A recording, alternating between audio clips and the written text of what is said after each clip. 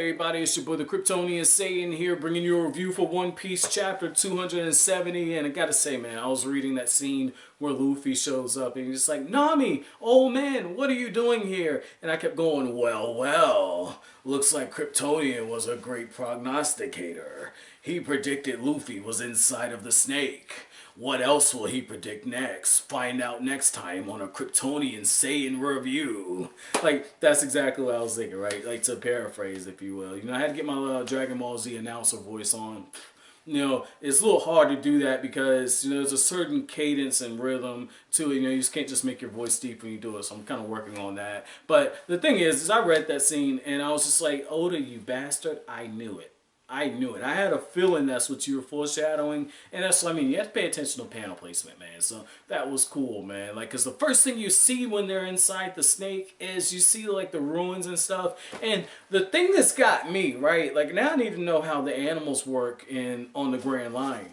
Because, are you fucking serious, Oda? Like, the stomach acid at some point should have melted some of this stuff. And what the hell was a snake doing underground anyway? Like, what the fuck is going on? So, I mean, well, okay, snake burrows underground. Okay, I just thought about that. Forgive the ignorant, you know, blimp at that point. But the thing is like, I'm reading that, and it's just like, Luffy just proved me right. Like, I was like, oh, Nami's gonna get reunited with Luffy, and that's the whole reason she's being chased. And I said, damn, she got reunited with Zoro. Okay, and Zoro and Luffy, Zoro and Nami, they always have some type of thing in some arc. So maybe this would be it, right? I was thinking maybe they end up fighting side by side, then she ends up getting eaten, and Zoro's like, I have to go find her. Like, I gotta go save Nami's ass again. Like, that's exactly what I was thinking was gonna take place, and Luffy's in there. Like, so I was initially right, you know. That's why I had to do the, you know, next time I'm gonna prognosticate voice, because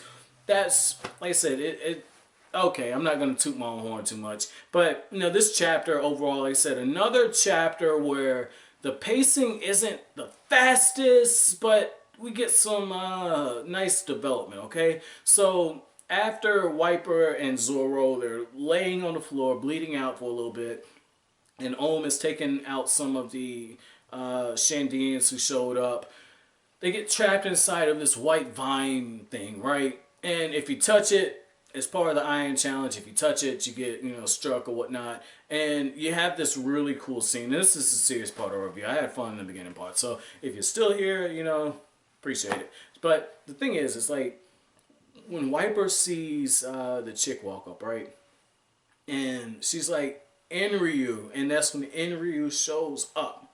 When that happens, we see yet again a change inside of Wyper, which tells me that Oda is preparing for him to change as a leader, because we're seeing the change take place from mysterious, you know, monkey face warrior to, you know, with the mask, to all of a sudden he's just cold-hearted and ruthless, and now he's like, Asa!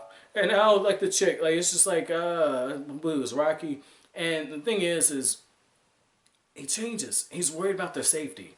And Enryu, dude, like, I like that, man. I like that. I like that. I like that. Where he's just like, this bitch just shot me. Like, bitch, are you crazy? Like, are you serious right now? I like how it happens off panel. Like, if Oda has the balls to show Belle getting her head shot in a manga panel, let me see Enel just roast a bitch. That's all I want to see, right? I just want to see it, man. Like, we see her body on the ground, and we see Wyper's reaction. I get the artistic choice behind it. Do not get me wrong on that. I get it, right?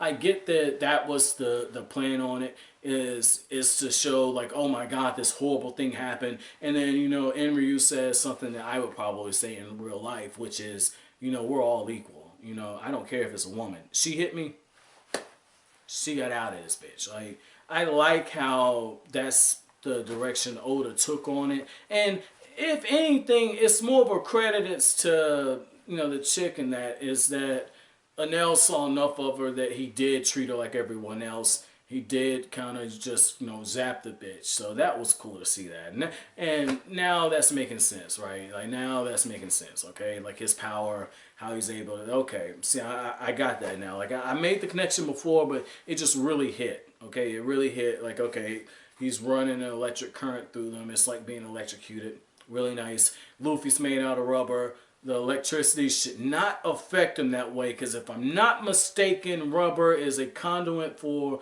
electricity. So it's motherfucker. Okay, that's how Luffy's gonna be. I'm pretty sure, okay? Like, I've got to read the fight to make sure, but I'm thinking Oda's setting that up. You know, like, we saw poison in Luffy's body, didn't affect him, electricity, even if it's the strongest devil fruit out there, because Luffy is made out of rubber, that should, if I don't have my science mixed up, okay? And this could be one of those times where I got an idea and the pieces don't fit. God knows it happens enough, okay? But I do like to say this: when I'm right, I know that I'm right, okay? And this is one of those times where I feel like I'm making a good prediction, okay? And I definitely think that that's going to have something to do with it, and it would make sense, okay? Like, that's the strongest fruit, but it wouldn't surprise me if we get a revelation that Luffy's fruit is also the most durable, and those two balance out. Like in Naruto, where you have like the different chakra wheels, and you have like the chakra natures on them. Like, I'm really wondering if that's going to be the direction. So my chapter question for you guys is going to be, what was your favorite scene in this chapter? And that's a pretty vague thing, but you know, there are a lot of good things going on in this chapter. You know, for me, it was probably seeing Wyper basically take one of those goat dudes and just shove his head into the barbed wire, right? I thought for a moment he was going to break through that way. But as always, guys, if you like anything I have to say, hit that like button, comment, rate, subscribe, share. As always, thank you for watching. Have an awesome day, guys.